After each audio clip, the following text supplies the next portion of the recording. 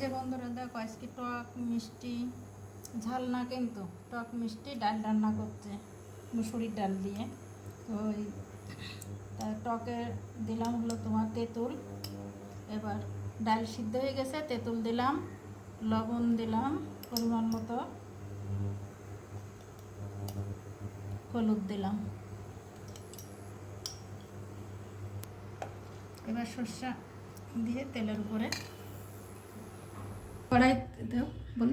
কড়াইতে তেল দিয়েছি। তেল এতে অল্প লাগে কিন্তু খুব। তেল দিয়েছি, সর্ষা দিচ্ছি, এবার তেজপাতা দিলাম,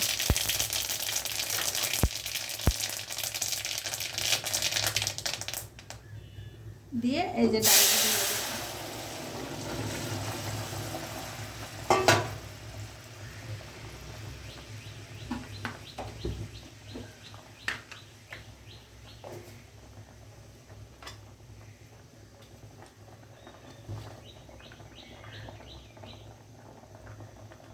এই দেখো মিষ্টি চিনি দিচ্ছি,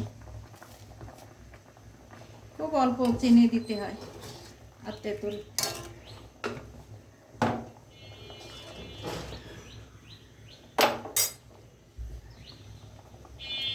এবার একটু ঘুটনি দিয়ে ঘুটে দিচ্ছে ডালটাকে।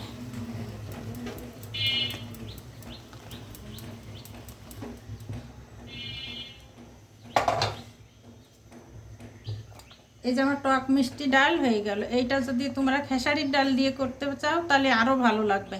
আমার কাছে এখন নাই, তাই মুসুরির ডাল দিয়ে করলাম।